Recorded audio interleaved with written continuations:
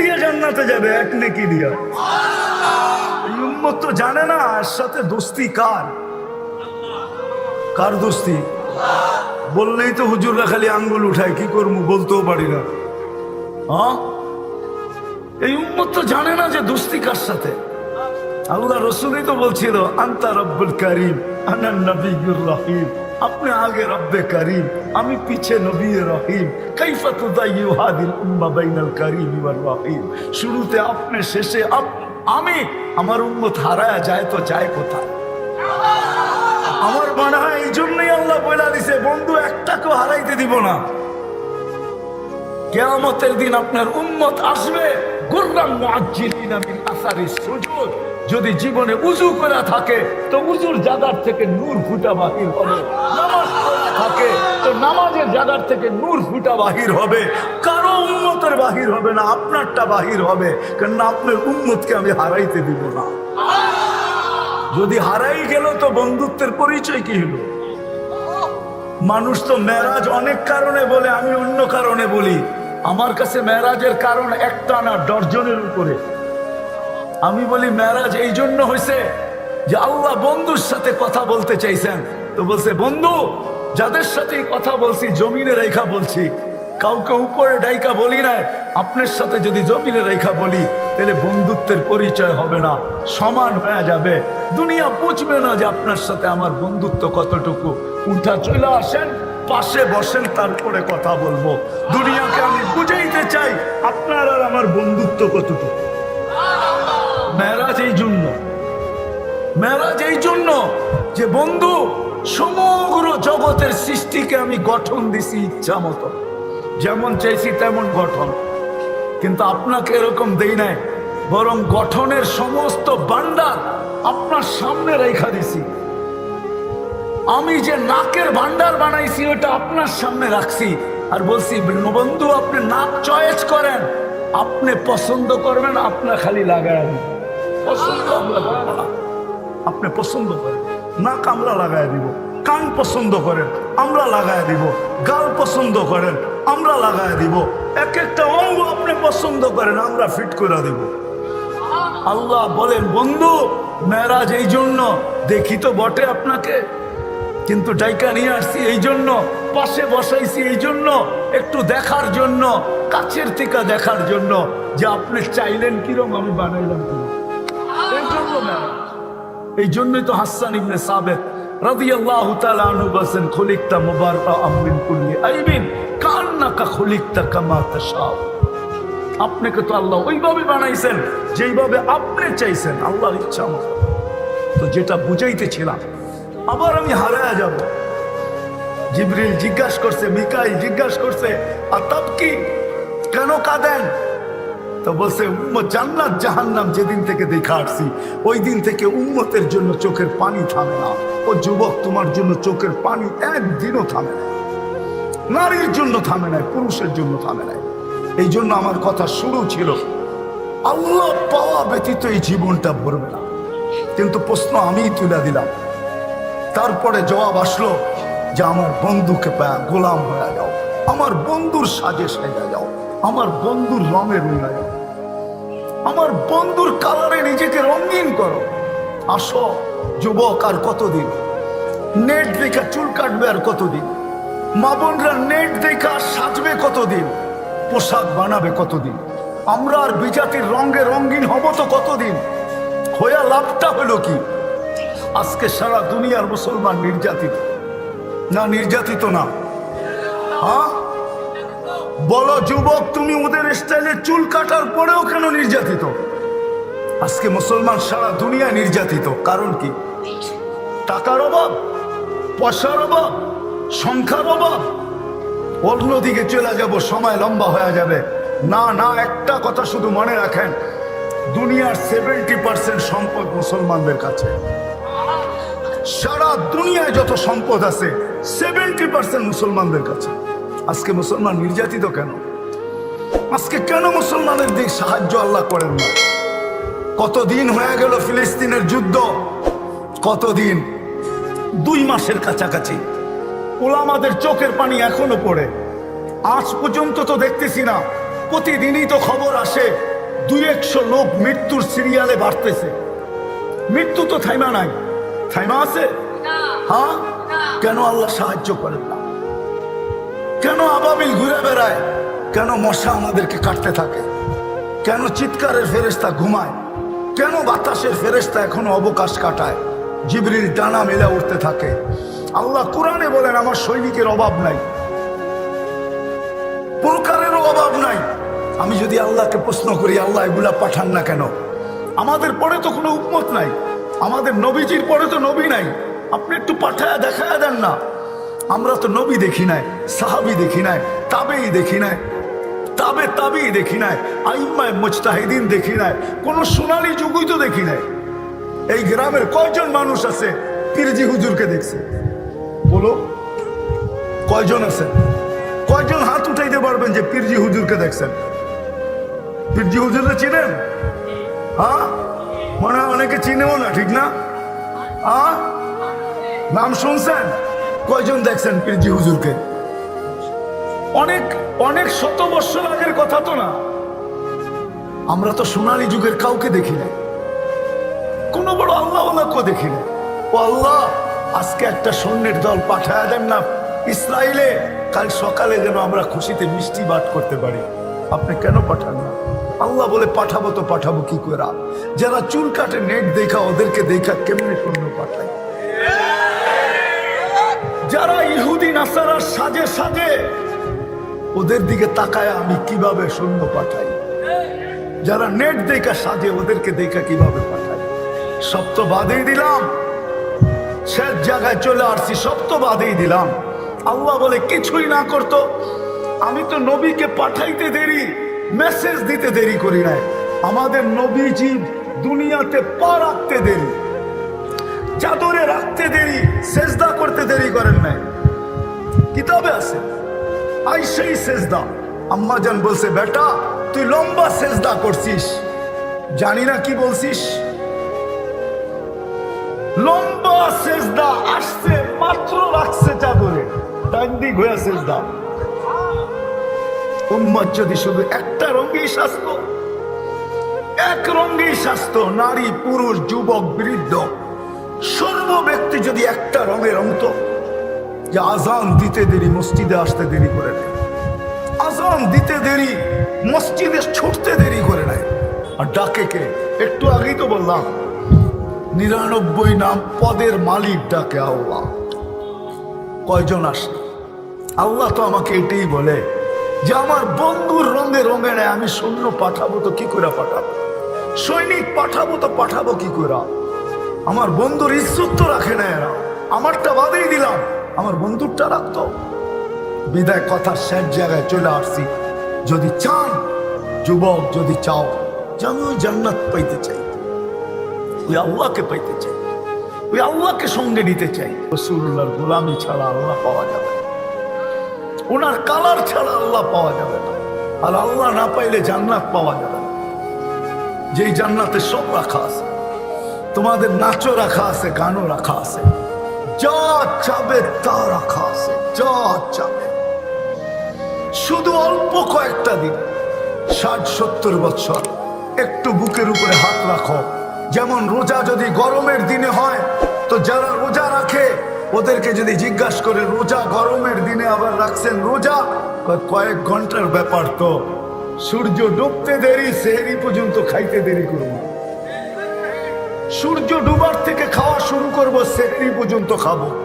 দুর্গন্ধময় জায়গা দিয়া যখন মানুষ যায়, তো অল্প কতক্ষণ নাকের ভিতরে রুমাল রাখে, জায়গা অতিক্রম হইতে দেরি আর রুমাল সরাইতে দেরি করে না। রব্বে কাবার কসম, 60-70 বছর শুধু সবর করতে হবে, মুহাম্মদুর রাসূলুল্লাহ সাজে সাজতে হবে। আর তা যদি না হয় তাহলে কথা সত্য হয়ে যাবে। কিন্তু কথা সত্য হয়ে গেছে, হয়ে গেছে, কথা সত্য। হাদিস বলে সাকাতাত মিন আইনিল্লাহ, এই উম্মত এত ভালোবাসার পাত্র হওয়া সত্ত্বেও একদিন আসবে যে উম্মত আল্লাহর চোখ থেকে দূরে সরে যাবে। আজকে আমরা দূরে, নাইলে আপনাদেরকে আমি দেখাইতে পারি একজনের চিৎকারে ফেরেশতা নাইমা আসছে, একজনের চিৎকার। আজকে জিজ্ঞাসা করে প্রত্যেক আলেম ওলামা ফিলিস্তিনের জন্য সারা রাত্র কান্দে, সারাদিন কান্দে, সারাদিন রক্তক্ষরণ হয়। জিজ্ঞাসা করেন আলেমদেরকে। মাদ্রাসাগুলোতে দোয়া হইতেছে, জিজ্ঞেস করেন এই মাদ্রাসায় দোয়া হয় কি হয় না, কিন্তু কোনো ক্রিয়া দেখতেছি না। কারণটা কি? আমরা আল্লাহর রসুলের ইজ্জত রাখি নাই। যুবক সব রাখা আছে, সব রাখা আছে। কি চাও? দুনিয়ার সিঙ্গার? রব্বে কাবার কসম, যদি আল্লাহকে রাজি করতে পারলাম, আল্লাহকে পাইতে পারলাম, বা মুহাম্মদুর রাসূলুল্লাহকে রাজি করতে পারলাম, এর গোলাম হইতে পারলাম, এর রঙে নিজেকে সাজাইতে পারলাম। ও যুবক, যৌবনে সাজায়া দেখ না, তোকে আল্লাহ সাজায়া জান্নাতে পাঠাবে। সাজায়া, শারীরিক ভাবে সাজানো দেখাইতেছি, শারীরিক সাজানো, শারীরিক ভাবে 10টা গুণ দিয়া সাজাবে। আল্লাহ তাউলি আদম সিত্তুনা জিরা, আদম আলাইহিস ইসলামের মতো 60 হাত লম্বা, 120 ফিট লম্বা। আল্লাহ হুসনে ইউসুফ, ইউসুফ আলাইহিস ইসলামের মতো রূপ। আল্লাহ মিলাদ ঈসা, ঈসা আলাইহিস ইসলামের মতো বয়স। আল্লাহ কুওয়াতি মুসা, মুসা আলাইহিস ইসলামের মতো শক্তি। আল্লাহ খুলুকি মুহাম্মদ, আমাদের নবীজির আখলাক দিয়ে ভিতরে সাজাবে। আল্লাহ সৌতি দাউদ, দাউদ আলাইহিস ইসলামের মতো গলার আওয়াজ। জানো দাউদ আলাইহিস ইসলামের আওয়াজ কাকে বলে? সমগ্র জগতের সিঙ্গার যদি যেদিন থেকে আল্লাহ আওয়াজ তৈরি করছেন কিয়ামতের সকাল পর্যন্ত দুনিয়ার সব সিঙ্গার যদি আইনা এক পাল্লায় করা হয়, রব্বে কাবার কসম, রব্বে কাবার কসম, রব্বে কাবার কসম, তোমার আওয়াজের এক বিন্দু পরিমাণ হবে না, বিন্দু পরিমাণ। দাউদ আলাইহিস সালাম যখন জবুর পড়তেন, দাউদ আলাইহিস সালাম যখন জবুর পড়তেন, তামায়ালাতিল জিবাল, পাহাড় পর্যন্ত ডান্স করতো, পাহাড়। এরকম আওয়াজ দিবে। কুওয়াতু মিয়াতু রাজুল, 100 পুরুষের যৌবন শক্তি দিবে। জুরদুন মুরদুন মুখালুন, দাড়ি থাকবে না, মুছ থাকবে না, চোখে সুরমা লাগানো থাকবে। আব্দুর রহমান ইবনে আউফ রাদিয়াল্লাহু তাআলা আনহুর আম্মা শেফা, শেফা নিজে বলতেছে, কত বাচ্চাই তো হলো আমার হাতে, কিন্তু মুহাম্মদুর রাসূলুল্লাহ তো মুহাম্মদুর রাসূলুল্লাহ। আল্লাহু আকবার। গায়ে এক বালি পরিমাণ ময়লা ছিল না। যখন আসতেছিল কান্নাল মিসকা ইয়াফুর, সমগ্র জগৎটা সুঘ্রাণে মোহিত হতেছিল। মকতু আসুররা, কে জানি নাবি মার পেটের ভিতরে কেটে দিয়েছেন। মখতুনান, মুসলমানি মার পেটের থেকেই হয়ে গেছে। চাদরে রাখতে দেরি, সেজদা করতে দেরি করেন নাই, সেজদার থেকে উঠে আত্তাহিয়াতুর সুরতে বসতে দেরি, শাহাদাত আঙ্গুলি উপরের দিকে উঠাইতে দেরি, সমগ্র জগৎ আলোকিত হতে দেরি হয় না। আম্মা জান নিজে বলতেছেন, রুম আর পারস্য মক্কার থেকে কত দূর, আমার কলিজার টুকরা উপরের দিকে আঙ্গুল উঠাইতে দেরি, সমস্ত উপস্থাপনা আমার চোখের সামনে আসতে দেরি হয় না। আমি আশ্চর্য হয়ে তাকাইতেছিলাম যে এটা কি ঘটতেছে আমার ঘরের ভিতরে। একটু পরে স্বাভাবিক হয়ে শুয়ে পড়ছে, ছুটা যায় কোলে নিছি, ঘরের ছাদ ফাটতে দেরি হয় নাই, ভিতরে কুয়াশা ঢুকতে দেরি করে নাই। যখন আচ্ছন্ন হয়ে গেছে তো উপর থেকে আওয়াজ আসছে, তুফু গাইয়িবু হাদা তিফ, তাড়াতাড়ি উঠাও, গায়েব করো, তুফু মাশারিকাল আরদি ওয়া মাগারিবা। হ্যাঁ, সমগ্র জগৎকে দেখায় নিয়ে আসো আমি বন্ধু কিরকম বানাই। গায়েব করে দিছেন। আরো লম্বা আওয়াজ আছে, ওই মুহাম্মদুর রাসূলুল্লাহ সাল্লাল্লাহু আলাইহি ওয়াসাল্লাম আইসাই মেসেজ দিছেন। সেজদা করেন না, মেসেজ দিছেন নামাজ। যাওয়ার সময় মেসেজ দিছেন আসসালাহ আসসালাহ। আল্লাহর কাছে ভান্ডারের অভাব নাই। ইন্দানা খাজাইন বলেই দিছে, আমাদের কাছে ভান্ডারের অভাব নেই। তোমাদের ভান্ডার কমে, আমারটা কমে না। হ্যাঁ, এটাও বলে দিছেন, লাউ জামা আউয়ালাকুম আখিরাকুম জিন্নাকুম ওয়া ইনসাকুম ওয়া হাইয়াকুম ওয়া মাইয়িতাকুম ওয়া যাকারাকুম ওয়া উনসাকুম ওয়া ইয়াবিসাকুম ওয়া রুতাবাকুম ফি সাঈদিন ওয়াহিদিন ফাসআলু কুল্লা ওয়াহিদাতিন মিনহুম মাসআলা ফাআতু কুল্লা ওয়াহিদাতিন মিনহুম মাসআলা মা নাকাসা মিন খাজাইনি শাই কামা ইয়ানকুসুল বাহরু ইদা উদখিলাল মিখিয়ালু ফি। সমুদ্রে সুই ঢুকাইলে আর বাহির করে নিয়ে আসলে সমুদ্র শুয়ে পানি লেগা যতটুকু সমুদ্রের ভিতরে কমবে, আল্লাহ বলে সমগ্র সৃষ্টিকে তার আশা অনুযায়ী যদি দিতে থাকি তাহলে আমার ভান্ডারে এতটুকু কমবে না। ইন্না খাজাইনি মালআনা লা ইয়ানফাদু আবাদা, কোনদিন কমে না, ভান্ডার রাখা আছে। আখিরাত গুছানো যার লক্ষ্যবস্তু হয় এই ছোট জীবনটা দিয়া, যেটা উদ্দেশ্য আখিরাত গুছানোই উদ্দেশ্য, দুনিয়া গুছানো উদ্দেশ্য না। দুনিয়া তো দায়িত্ব নিয়ে নিছেন, নাইলে কত মালিক চাকর হইলো আর কত চাকর মালিক হইলো। যদি আল্লাহর দায়িত্বে না থাকতো তাহলে এটা কোনোদিন হতো না। মালিক কোনোদিন চায় না চাকর মালিক হয়ে বসুক, ও তো মালিক, চাকরই তো মালিক হইল না, হইল না। হ্যাঁ, কত ফুটপাতের লোক উঠতে উঠতে শিল্পপতি হয়ে গেল, না হইল না। হ্যাঁ, মনে হয় ইতিহাস এটা নাই, ঠিক না?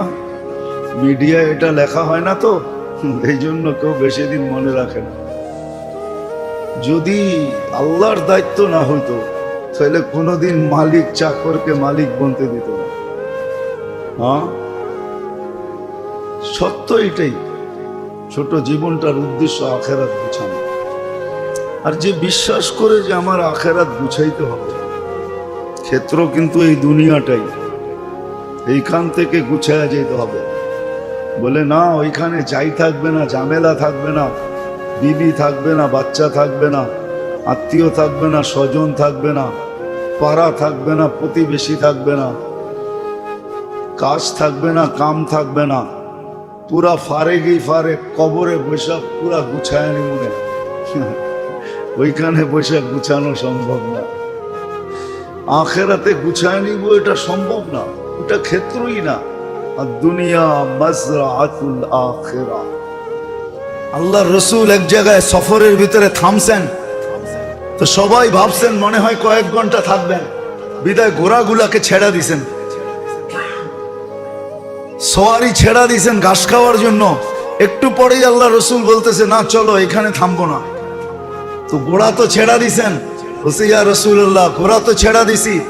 তো সবাই ঘোড়াকে ডাকতেছিলেন, তো ঘোড়া ছুটা আসতেছিলেন। তো একজনের ঘোড়া আসছে, তা বলছে ইয়া রাসূলুল্লাহ এ তো ঘাসে মুখও দিতে পারে নাই। তা আল্লাহর রাসূল আদর করে এর ঘাড়ের ভিতরে নিজের হাত লাগাইছেন। আল্লাহর রাসূলের ডাকে মানার জন্য ঘোড়া সবার আগে ছুটা চলে আসছেন, ঘাসে মুখ না লাগায়। তা আল্লাহর রাসূল আদর করে ঘাড়ের ভিতরে হাত রেখা দিছেন। আর আল্লাহর রাসূলের হাতের দাগ ওই ঘোড়ার ঘাড়ের ভিতরে লেগে গেছে। ওই নসলের ঘোড়া এখনো আছে দুনিয়াতে, ওরকমই পাঞ্জা লাগানো। হ্যাঁ, ওটার দাম আপনাকে আমি বলবো না কত। ওই নসলের ঘোড়া এখনো দুনিয়াতে আছে, আমি অ্যাড্রেস দিতে পারি আপনাদেরকে। ওটা বিরল নসল, খুব কম পাওয়া যায় দুনিয়াতে, এখনো আছে, এখনো আছে ওই নসলে। ওটার দাম কত? আল্লাহ তো দিতে চায়, কিন্তু সবাই অপেক্ষা করে ইমাম সাহেবের বয়ান কখন শেষ হবে তখন মসজিদে যাব, ঠিক না? হ্যাঁ, খুতবা যখন শেষ হবে তখন যাব, ঠিক না? ও মানুষে দিবে এটার বিশ্বাস আছে, কিন্তু আল্লাহ যে দিতে চায় এটার বিশ্বাস। কিন্তু হ্যাঁ, দুনিয়াতে আমাদের মতো মানুষ ছাড়া কিছু মানুষ এখনো দুনিয়াতে আছে, এখনো আছে। আমি তো ঘুরে বলতেছি, আফ্রিকার দেশে আছে যারা ফজর পড়তে আসে জুমার দিন, জুমা পড়া তারপরে মসজিদ থেকে যায়, এর আগে কেউ বাইরে হয় না। হ্যাঁ, আমি চোখে দেখা বলতেছি, কেউ বাহির হয় না। আমাদের ঢাকা শহরটা পুরা রাত্র কুকুরের দখলে থাকে। আমরা রাত্রে ঘুরি তো, দেখি তো রাত্রে আসা হয় প্রোগ্রাম করা, দেখি কিন্তু আমি কমরু আইল্যান্ডে দেখছি একটা কুকুরও নেই। নিষেধ, ওই দেশে কুকুর পালাও নিষেধ, নিয়ে যাওয়া নিষেধ।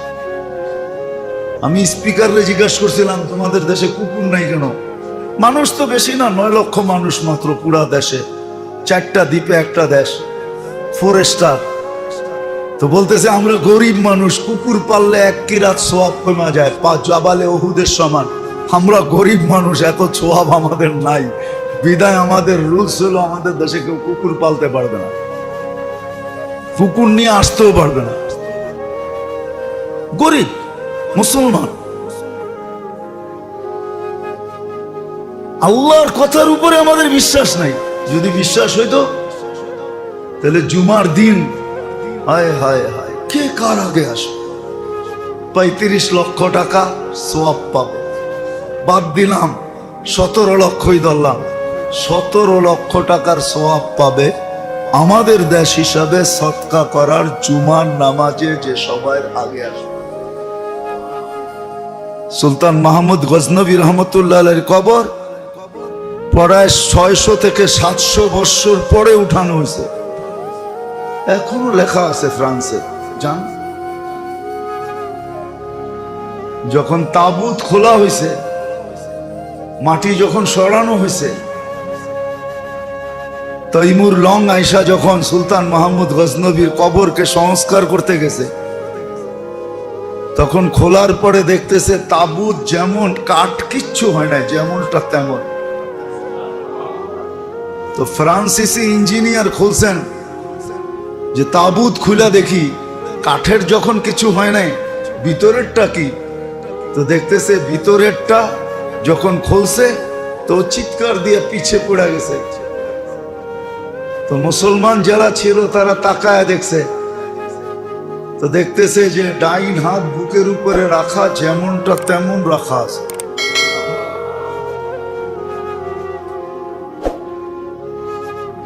এই পর্যন্ত কাপড় খোলা ছিল, মনে হয় যে মাত্র কেউ ঘুম পড়ায় দিয়ে গেছে। হাত দিয়া যখন হাত উঠাইছে দেখছে একবারে নরম তুলতুলে, ঘুমন্ত মানুষের হাত যেরকম তুলতুলে থাকে ওরকম।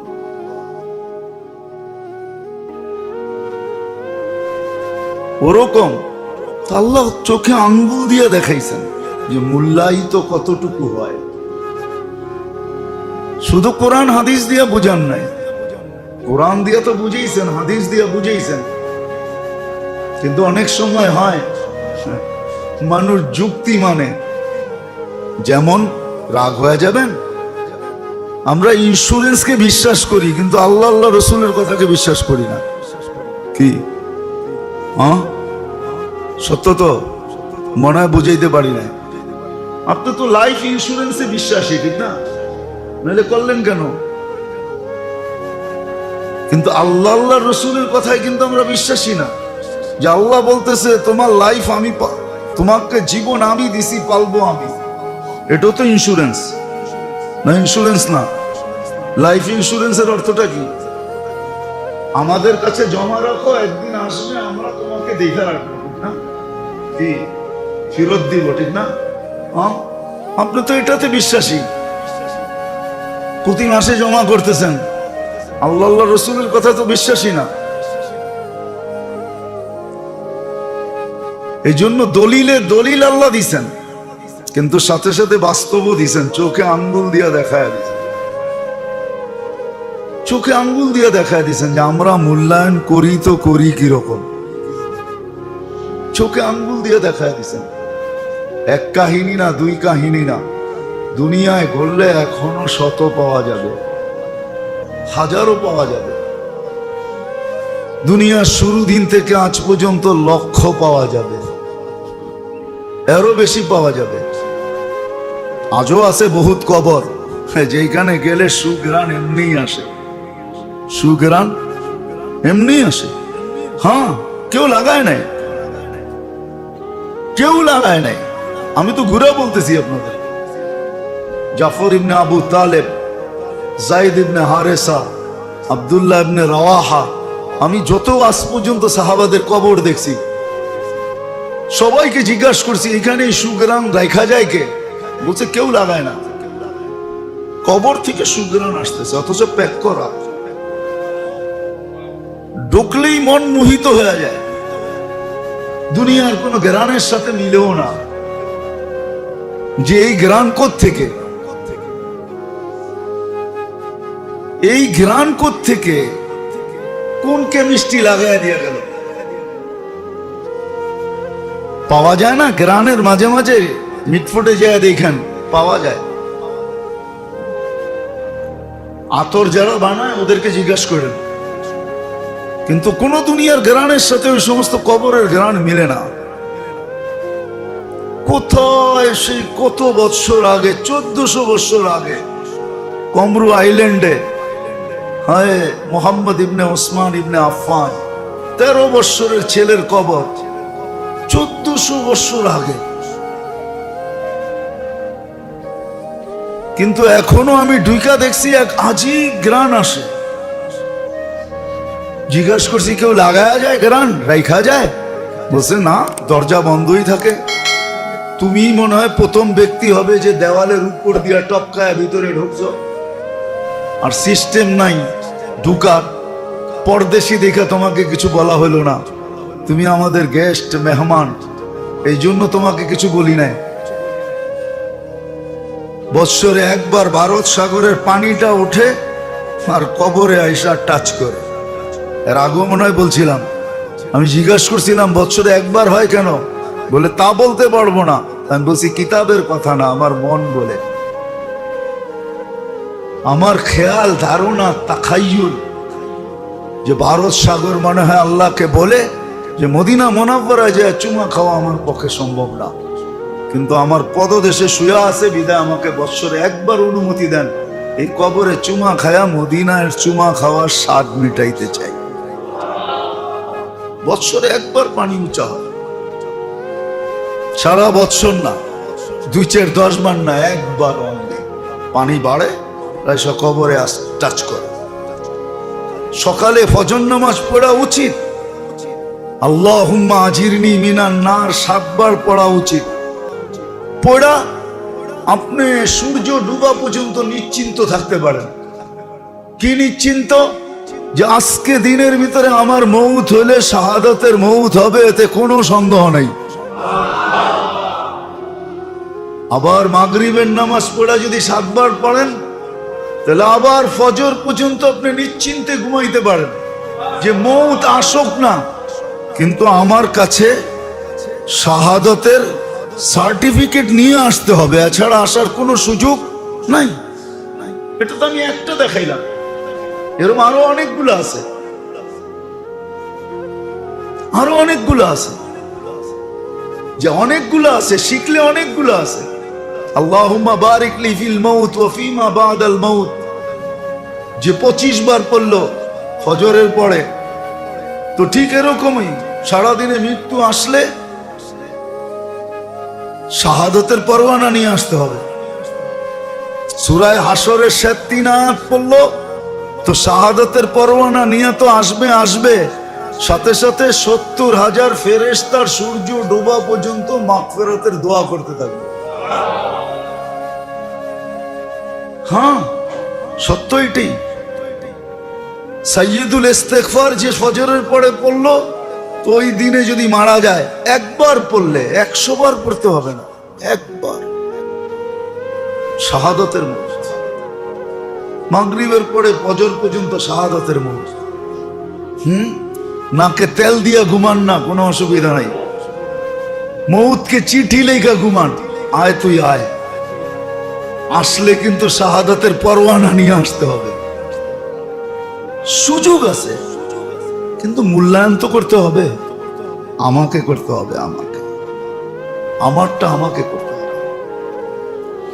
তো মুহূর্তগুলায় মূল্য দেওয়া আছে, মুহূর্তগুলায় মূল্য দেওয়া আছে। জানেন এই বছর বাংলাদেশে উট বিক্রি হয়েছে কয় টাকায় জানেন? কি দেখেন না? সারাদিনই তো নেট দেখেন, দেখেন নাই 2-1টা? কি কিছুই খবর টবর রাখেন না? কয় লাখ টাকায় উট বিক্রি হয়েছে? হ্যাঁ, একটা 35 লাখ বিক্রি হয়েছে। এক উট যদি 35 লাখ, যদি এলান করা হইতো যে জুমার দিন যে মসজিদে সবার আগে আসবে তাকে একটা বান্ডেল দেওয়া হবে, একটা বান্ডেল, কি অবস্থা হইতো? হ্যাঁ, কি ফজরের নামাজ পড়া না, তাহাজ্জুদের সময় এসে বইতো। কয়টা বান্ডেল? আল্লাহ তো বলে জুমার দিন সবার আগে যে আসবে, যতজন আসবে একসাথে, সবাইকে একটা লাল উট সদকা করার সওয়াব দিব, কোরবানি করার সওয়াব। বাংলাদেশে যে উট বিক্রি হয়েছে ওটা রাজস্থানের ওই উট যেটা না খায়া বড় হয়েছে। লাল উট চিনেন না আপনি? আপনি আরবি ঘোড়া চিনেন না? আরবি ঘোড়ার গতি হইল ঘন্টায় 60 থেকে 70 কিলোমিটার। মোবাইলে সার্চ দিয়া দেখেন কয় মিলিয়ন এটার দাম। যদি বিশ্বাস না হয় ঠিকানা দিতে পারি, যে দেখা আসেন। হায় আমার জাতি যদি বসতো, 4 মাস যদি গুনাহ না করত তাইলেই যথেষ্ট ছিল। 4 মাস যদি গুনাহ না করত, রজব, জিকাদা, জিলহজ্জা আর মুহররম, 4 মাস যদি গুনাহ না করত। 4 মাস পারে নাই, এটাও বলছি যে আইয়ামে তাশরিকের 13 দিন যদি গুনাহ না করত, কোনো গুনাহ না, যে যেখানে ওইখানে থেমে গেছে। এক ওয়াক্ত নামাজও ছাড়ে নাই, বা জামাত, এতটুকু যদি করত।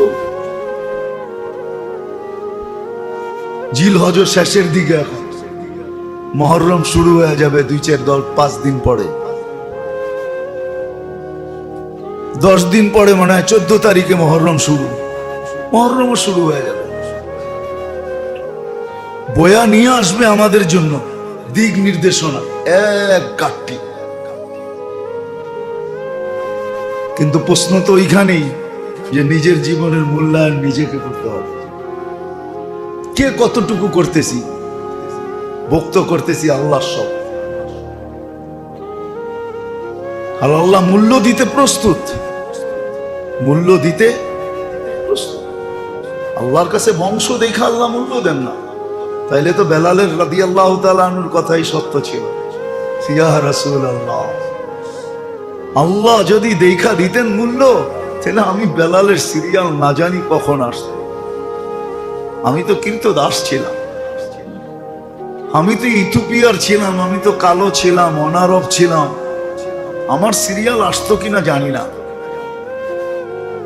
যদি হেদায়েত আপনার হাতে হতো, আল্লাহ এগুলা দেখে নাই বিদায় আমাকে 7ম নাম্বারে মুসলমান বানাইছেন। উনি 7ম নাম্বারের মুসলমান, বেলাল রাদিয়াল্লাহু তাআলা, 7ম নাম্বারের মুসলমান।